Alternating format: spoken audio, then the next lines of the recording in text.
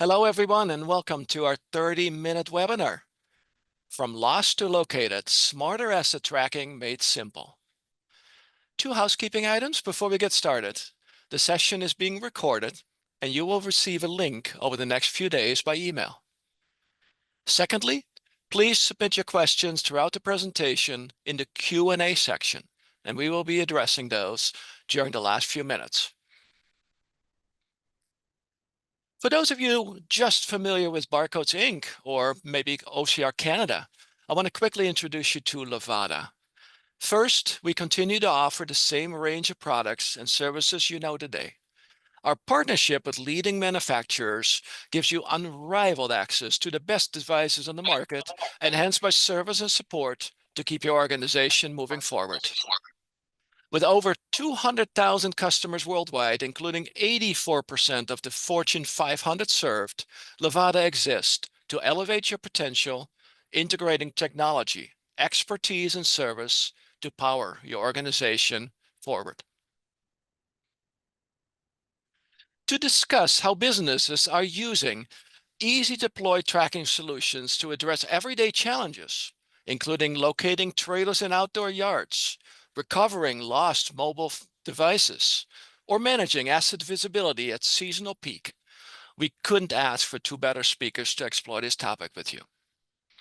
Tim Tassone is a senior principal solutions architect at Levata, bringing more than 15 years of experience in the industry. Throughout his career, Tim has partnered with organizations of all sizes across key verticals, including retail, logistics and warehousing, healthcare, and manufacturing. Each day, he collaborates with customers to design and optimize system architectures that enable seamless integration of hardware and software solutions, leveraging the latest technology in mobility and automation. Pete Seltz is an industry expert with more than 25 years of experience in automotive, logistics, and asset tracking technologies. He's led initiatives with global organizations using GPS, BLE, and RFID solutions to improve visibility and efficiency across complex operations. With a background in process improvement and real-world deployment, Pete brings deep insight into how connected technology is transforming the way organizations track and manage their assets.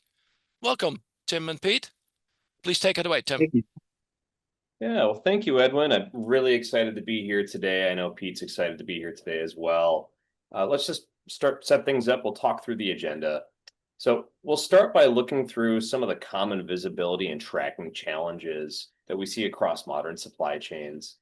Then we'll dive into some of the basics, what BLE is, how it works, why it's become such a practical tool for asset tracking in our field here. Next, we'll walk through some of the real-world use cases, both inside the four walls and out in the yard or out in the field. And from there, we'll talk about the tangible benefits, talk about some better visibility, higher efficiency, and proving out that stronger ROI. And finally, we'll wrap it up with how we approach implementation. So what it takes to start small, prove value, and scale successfully. Pete, I think we should start by just talking through some of those real-world challenges. Sure, thanks, Tim. As Edwin mentioned, I spent many years deploying asset and yard solutions, tracking anything from trailers to containers in many different environments. And one of the things that I've found in that is many of the operations, whether you're a cross dock or a manufacturing facility, there's some typical challenges that you face, and one of the main ones is employees, and not so much that employees are bad or are trying to do anything that is not for the company, but a lot of times those company or those employees just aren't invested as much in the operation as you would want them to be. One thing that I've run across over the years is in yards. Traditionally, the over-the-road drivers are not really all that interested in making your operation better. They're interested in getting back and forth out of your facility as fast as they can so they can get back on the road. And it's not that they don't care about the operation so much as it's just not their focus. And the result of that is if they don't park in the spot that you asked them to, or they drop something off or park it at the wrong door, those delays have a ripple effect into the operation. That's just one example. Beyond that, sometimes just not having visibility to assets, like I use returnable containers as a good example. They cause some of the same types of delays and potentially even quality issues. If you don't have the correct cap, or you're forced to pack something in a different type of packaging, that causes you to either double handle because you have to repack it, or you're shipping it in the wrong container that it wasn't designed to ship it in. And this, the next thing you know, there's product damage, and that could impact your customer, but ultimately, it impacts your entire operation because you're forced to do double work. The irony is there are ways to automate that to give you better visibility. Sometimes it's deemed to be too costly or cumbersome to deploy, and it requires, they think it requires a lot of infrastructure, and that's just not the case as you start to look at some of the newer technologies out there. Tim, that's what I see in the outdoor. Do you see anything on the mobile capture side inside the operation? Yeah, no, that's a great question, Pete. And honestly, one of the biggest challenges that we see is really that devices aren't always lost. They just move.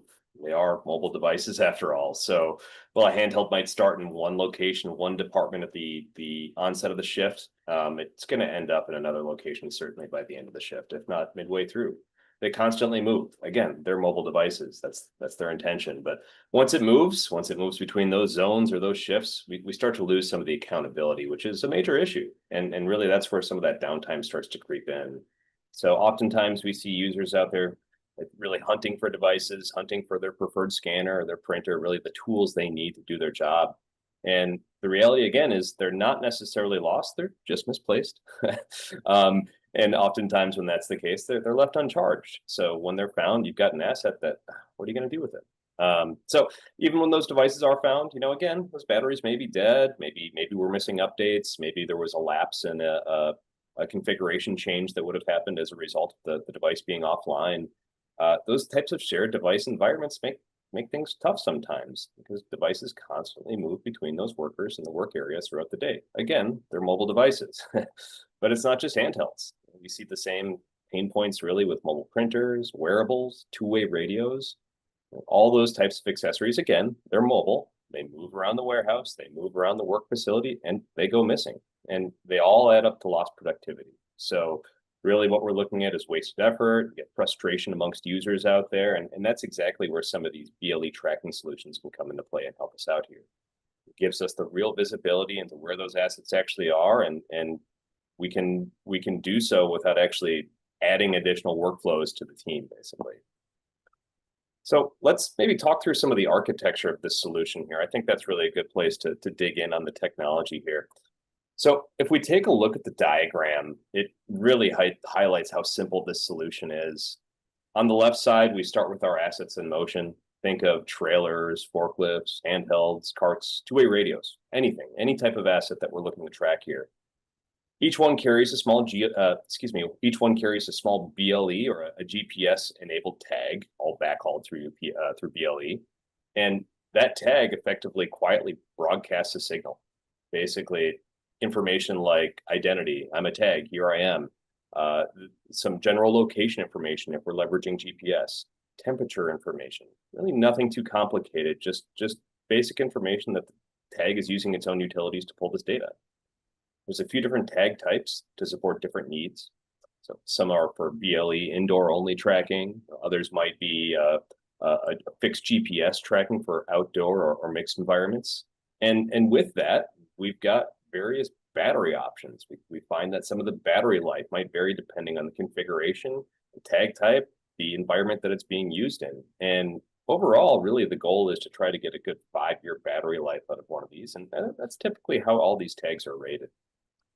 So for extended life applications, we can certainly go beyond that. And we do have some options out there, but certain things like a solar assisted tag, for example, we can really notch that 5-year lifespan up to something like 7 years or even longer potentially. But taking it all back to the architecture here, all those signals are really picked up by a nearby device. And that's really the beauty of the beauty of the solution here.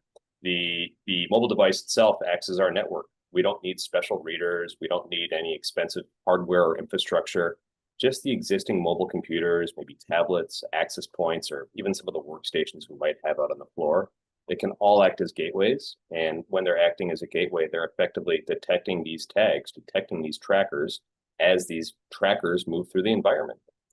So when a mobile computer detects a BLE tag that doesn't include GPS data, which again, that's pretty common in an indoor scenario, that's just fine. The agent itself that runs on these mobile computers basically uses the device-specific GPS coordinates to really approximate the tag's location. So what that translates to is your workforce becomes part of a sensing network. Every handheld in use is really now a moving environmental sensor. We're creating a nice, huge crowdsourced network for this type of data.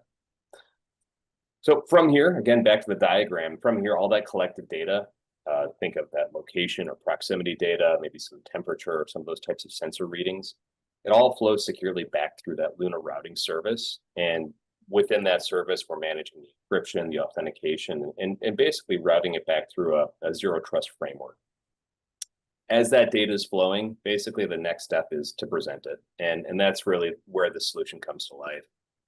So we have a dashboard that aggregates all this reported asset data, including those coordinates, those zones, the temperature readings, overall location history, and it displays it really in a nice, clean map-based interface. So really easy for users to grasp. From here, we can zoom in by site. We can filter by the tag type, the asset type, or search for an individual asset out there, an individual tag if we wanted to. So the portal really acts as a simple operational administrative layer for us, gives teams the ability to instantly have visibility to those assets without any complex integrations. But for a lot of customers out there, that standalone view may not be enough. And that's where we can take it a step further. So effectively, what we can do is integrate the same type of information directly into the customer's system. Maybe that's a WMS, maybe that's an ERP system, or just a general asset management platform. In this sense, users can effectively work within their own dashboard using the tools they're already familiar with and benefit really from this BLE-driven visibility behind the scenes. So if you think about it, whether it's our dashboard or whether it's integrated directly into your own native systems, the result is the same. We're presenting real-time actionable insights, real-time actionable visibility across all those assets throughout your operation. So again, the idea here is we're delivering simple, secure information and the solution that's built to last. So that's a quick look at how the architecture comes together. It's a lightweight, secure solution. It's incredibly easy to deploy. Pete, I think we should shift over to really how this platform is being leveraged in outdoor environments. Thinking of scenarios like yards or trailer operations here. Excellent. Yeah. As I had mentioned earlier, not having visibility to the trailers and yards has a ripple effect on the operation. And I just wanted to take a second. I'll go a little deeper into what I mean by that. In many yards, the trailer location is verified through manual checks or audits, informal yard walks. And it basically means somebody's got to go out there, whether it's with just a pen and paper and put it into a spreadsheet, or they're going out with a tablet that may be connected to a yard. That it does work, but it's very time consuming and it is easy for errors to kind of creep in. When a trailer is not where it's supposed to be, delay just doesn't affect one task, meaning I don't just have to send somebody out there to go look, and by the time they actually record it, the data may already be old. But if the dock door or that spot is being held up because they can't find the trailer, that means that it stops other workflows. And whether it's in the inside of the operation or the outbound loads that are people are waiting for an outbound load that was scheduled, that impacts everything. And this really gets exacerbated during peak seasons, meaning if you don't have that under control when you go into peak seasons where you're doing a lot of movement, that really can impact them. And to kind of counteract that, many companies have gone in and done like a software-only yard solution. Those are only as good as the data that's being inputted, and that the over-the-road driver does what they're supposed to do, and that everybody is doing what they're supposed to do, which, again, if they're not invested in your operation, they may not do it. And so that basically Plus, those systems are not always good at doing temporary yards. So during peak seasons, those yards, it's hard for them to the yard system to incorporate a leased yard for, let's say you had to lease it for a couple of weeks. And all of that basically is happening when you need your yard to run the most optimal. And it's proving helpful for a lot of operations. And you kind of mentioned the GPS format is a self-locating tag. And I know people that might have looked at those in the past may say, well, those are expensive. And most of the time, when you're looking at those, it's because LTE is the backhaul, so you have to have an individual data plan for all that. And that's kind of where this solution really helps. Is if you use a long range BLE, you can kind of keep all that centralized and not have all those extra expenses. So it really makes it affordable. But by giving a voice to that trailer, it removes manual audits that are caused by the parking errors, and it helps the operation all flow within the yard. And it's just better awareness. And the staff, when staff changes over, or you have a lot of changeover, it makes a consistent process for making sure your yard is as you expect it. And that's on the outdoor side. But Tim, have you seen applications on the indoor side where this could be used? Yeah, absolutely. And first and foremost here, I think we have to acknowledge that we really do see some similar challenges indoors. And bottom line, users don't always follow the established process. That's pretty universal, regardless of the environment. But when we look at those indoor use cases, the focus is really on tracking assets on the move. Again, mobile assets, mobile computers, handhelds, things of that nature. But think of carts, think of containers, think of shelving units, or just again those high value tools that they don't always stay put for long, and we need to have better tabs on those types of devices. So BLE can really help with that. In fact, we can leverage BLE to locate those assets instantly, not necessarily in a single warehouse, but think about across multiple campuses, or even think about a warehouse within a warehouse. So meta concept there, but it exists in real life. Really, when we deploy a BLE solution in those scenarios, what we do is we alleviate the pain associated with things like hoarding of carts or some of that specialized gear because one team can't find them. Everyone can effectively see all those assets in real time. And when I think about hoarding of certain types of assets, I know I see it all the time on the mobile computer front. Certain users have their preferred mobile computer. It just works best for them, better than any other mobile computer in the fleet. So we can try to eliminate that. The bottom line, though, is it really drives that better utilization. So instead of buying more equipment to compensate things that are missing, you're basically able to leverage what you've already purchased more effectively. So big benefits in that sense here. But in addition to that, a few other things I think we could probably talk about here. Basically, the concept of taking a BLE tag and attaching it to a handheld, great concept here. It's certainly something we can do. The idea is, again, the teams can quickly locate those particular devices and eliminate those device hunts. But there's really another powerful piece to this, and I kind of alluded to this in the architecture discussion as well. But the mobile computers themselves can really act as a tracker in themselves, so they can really participate in this type of BLE network. And basically, what we do is really using a lightweight agent. We install this agent on a handheld, and now we've basically enabled this handheld to act as a tracker, but also as a gateway.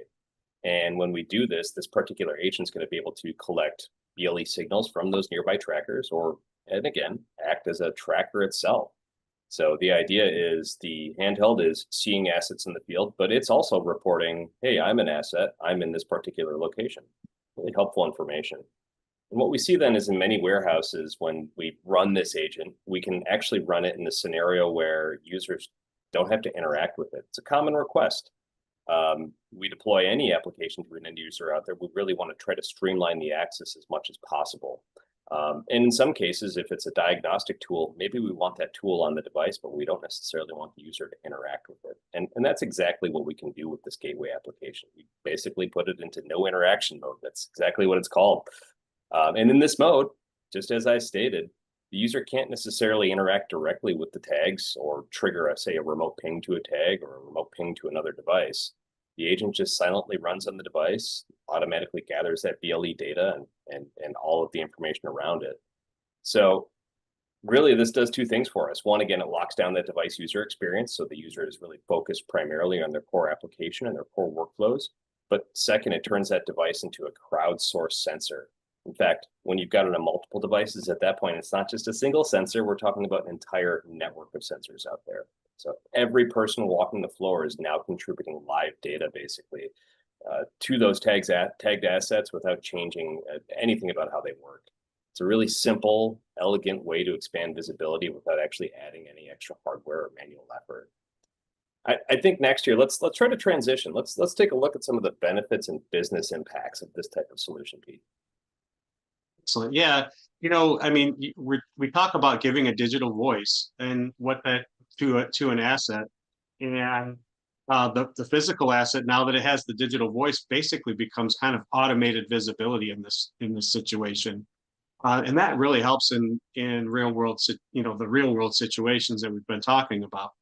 But let's take a step back and figure out the impact that tends to happen when you do this. So, a process that becomes repeatable with automation really does give you over 90% reduction in those human errors at a minute. And that ensures that that you can expect it's where you said it was going to be. Um, and often with that level of visibility, it kind of translates into a 15 to 20% boost in productivity just by simply eliminating the time and the time spent searching for that equipment or that asset. Those efficiency gains can also drive cost reductions throughout there. And I use, one of them I'll use as an example is just in the yard. If I don't have a switcher driving around looking for a trailer, that's one time spent that he's not, driving around without doing the job. Second piece of it is the fuel consumption of driving around looking for that, and that can be whether that's a switch cab or a fork truck. I mean, those are real dollars that happen today. It's not necessarily about working harder. It's just about removing unnecessary steps. And that asset optimization is an area that where the visibility pays off the most, and it's frequently overlooked as a savings.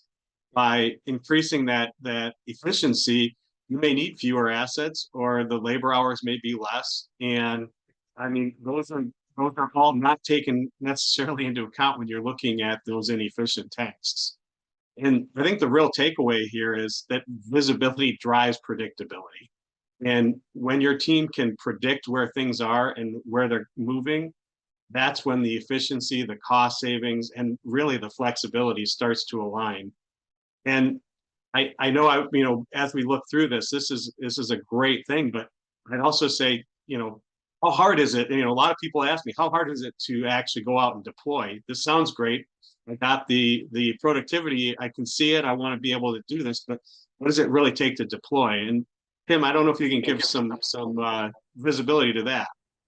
Yeah, and actually, even just finishing off some of that point around the ROI, I mean, I think you really nailed it. And part of what drives that ROI is really the low barrier to entry. We don't need to have a massive IT project or all new infrastructure, a whole entire overhaul of our infrastructure, rather, to start seeing those types of results.